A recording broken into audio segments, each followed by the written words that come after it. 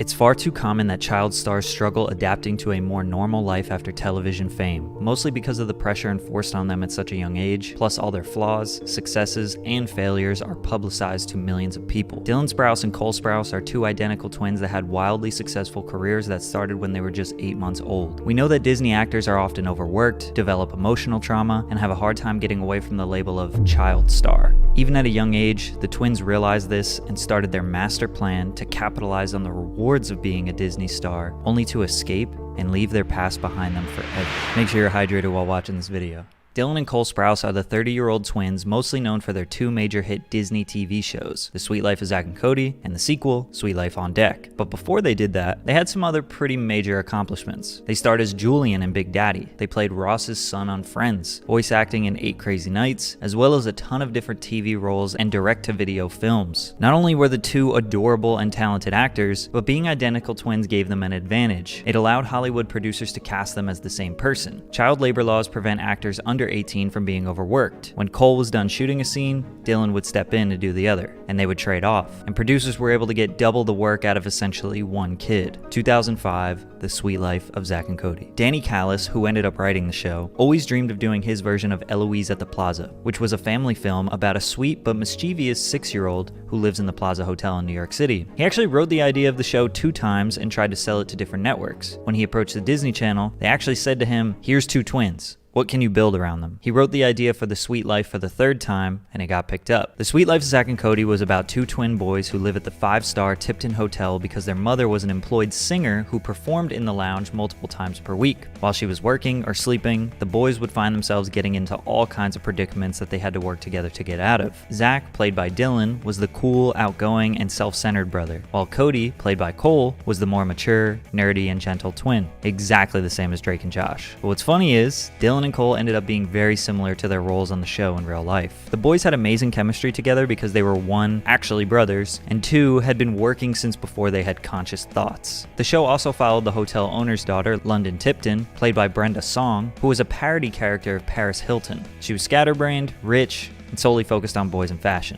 as well as the candy counter employee, Maddie, who was hardworking and intelligent. One thing I gotta give the show mild props for is that they reversed the nerdy, smart Asian and dumb blonde stereotypes. Mr. Mosby was the nervous hotel manager who would often try to ruin Zack and Cody's fun. He was like a father figure to them as well. When The Suite Life aired in 2005, it was the most successful premiere in Disney Channel history. It was nominated for 3 Emmys and is wildly loved by fans. These two were living the dream life kids like myself around the world wanted so bad. Plus, if you watch interviews from around this time, they were infectious. They were so lovable. Now, are y'all both, do you have girlfriends? No, we are single men.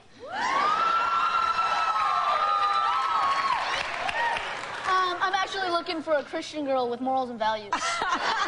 Disney knew they needed to keep them around longer, so they came up with a sequel in 2008, The Suite Life on Deck. Before they started a new show, they had a gap year, so Dylan and Cole actually got jobs at a comic book store called Meltdown in LA. Most of what they did was packaging, putting the comic books in the little sleeves. But their father always taught them that they can't get wrapped up in celebrity status. The 16-year-olds were kids just like everybody else, and that they needed some balance in their life. The boys picked up hobbies. Cole started his journey into photography, and Dylan got into drinking alcohol, which would be his next passion. But filming was about to start again, and it was time for them to quit the comic book store. The Suite Life on Deck airs in 2008 to over 5 million viewers. Now they were on the SS Tipton, which was a cruise ship that they lived on, which created tons of new opportunity for them to get in trouble. None of the characters developed much over time. Cody stayed the soft, innocent dork, and Zack stayed the selfish jock. But we were growing up with them. We even watched Cody have to deal with his voice cracking, and the boys looking for their first armpit hairs. They were like the little brothers we always wanted. The 2 shows ran from 2005 to 2011, 168 episodes plus a movie. This was technically the longest running live action show if you combine them. Fans loved the sequel. Some people even thought it was better than the original.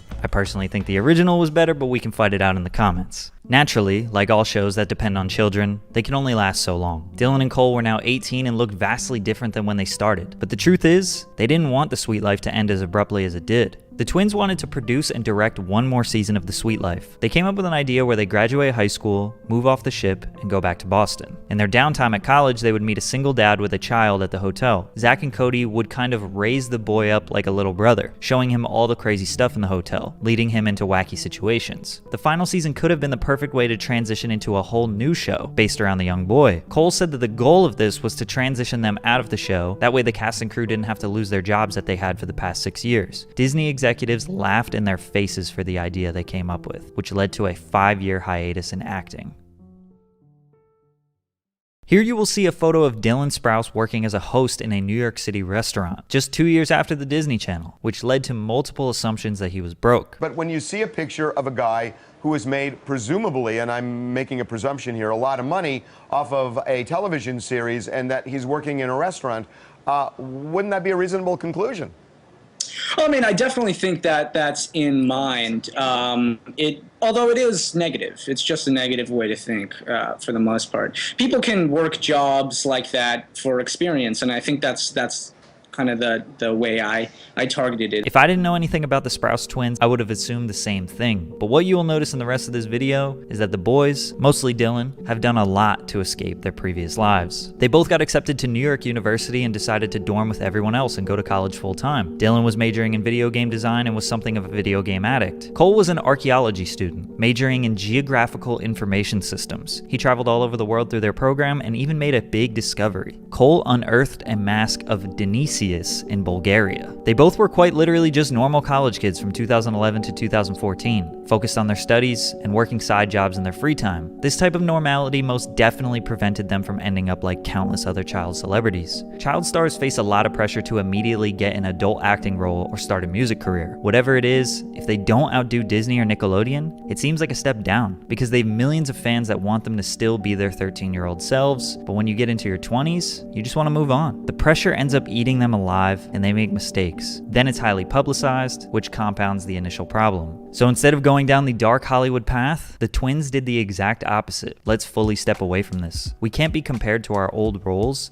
if we aren't doing anything at all. They did stay popular on Twitter and social media and would let the jokes fly. Oh, I get it, Selena. Too good to follow your old pals, Dylan and Cole, huh? This is just like when we were 12. Cole started an Instagram page called Camera Duels, where he would post pictures of people that were trying to secretly take pictures of him, accompanied with comically long captions of him critiquing their strategies. The only scandals or controversies they got in were pretty mild. Dylan took lewd pictures of himself that leaked. Because of this, he gained hundreds of thousands of followers, so it kind of helped him. Then Cole started a Tumblr social experiment that legitimately made some of his fans turn on him, where he pretended to be himself in order to get fans to engage with him. While they were engaging, he was writing deep and philosophical paragraphs on why their perception of him is flawed. Then after 1 month, he deleted his account, told everyone it was a social experiment, and basically made fun of them for idolizing him and engaging. Kind of a douchey move. Like I said before, Cole and Dylan are a lot like Cody and Zach. Cole is the philosophical, poetic, artsy boy who thinks super deeply about everything. Dylan, while still being artsy and well-educated, likes to slam beers with the bros and have a good time. We get it, you're Dylan Sprouse, and you're livid about games and journalism, even though you can't fight me IRL. Catch these hands? We are as the sun. The rays come bearing to our soft-spoken souls, dancing torpidly upon the frail shudder of angst. You're Insta. Remember when I said Dylan discovered his love for alcohol at age 16? Due to his love for history, he became interested in the ancient alcoholic beverage mead, which apparently is the oldest alcohol ever that can be traced back 8,000 years. It's a fermented beverage made of honey, water, and yeast. During his college years, he would practice making his own mead. Some batches were good, some were terrible. But no matter what,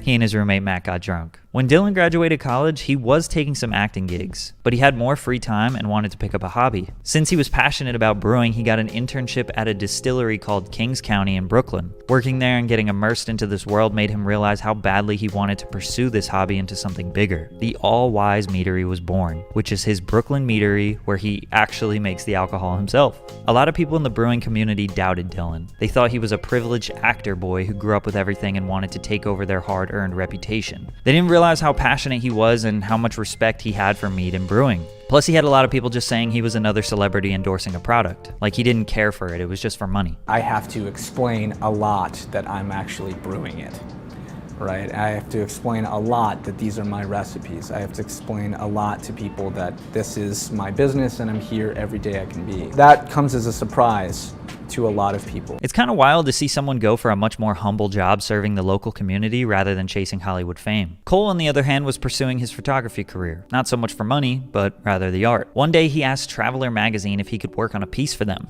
They said yes, but not for money, since they had no idea he did anything outside of the Disney Channel. So Cole took a 3-day train journey from the West Coast to the East Coast and documented the process. They ended up publishing his article digitally. While this isn't some massive success story, it just shows the boys were trying to broaden their horizons with the luxury of not needing big paychecks. He would go on to be a respected photographer and get some of his pieces published in high-profile magazines. But Cole would ultimately get back into acting. In 2017, he got a consistent role on the wildly successful teen drama show Riverdale, which has been running for 7 seasons, as well as lead roles in the movies 5 Feet Apart and Moonshot. I definitely see Cole pursuing more large acting gigs in his career. Dylan did also get back into acting in 2017. His team suggested that he shoot for lead roles in big projects like his brother, but he prefers small indie films and wanted to participate on good projects regardless of the character size or depth. Dylan still spends a lot of his time focusing on video games. He's extremely immersed in Dungeons & Dragons and offers his help with indie game developers. He even recently released his own comic book called Sun Eater. My brother and I used to get quite a bit of, "Oh, you made it out. Oh, you're unscathed." No, the young women on the channel we were on were so heavily sexualized from such an earlier age than my brother and I that there's absolutely no way that we could compare our experiences. Cole has been vehemently against child stars getting criticized for their downward spirals, because there are mostly women being targeted and the public doesn't seem to understand the difficulty of being a child star or what goes on behind the scenes. Dylan and Cole actually started getting into acting because their family needed money, so they put their 1-year-olds to work. This sounds like a recipe for disaster, but it seems as if their parents instilled the right values in them to maintain balance as a celebrity. Some people believe Disney exhausts and overworks children for our entertainment. Cole says that they didn't suffer as much trauma since they were boys, which could be very true. I also believe that stepping away from the spotlight and pursuing something normal was the key to them maintaining their sanity and integrity. Although they look back on their past fondly and came out unscathed, we will never get a Sweet Life of Zack and Cody reboot.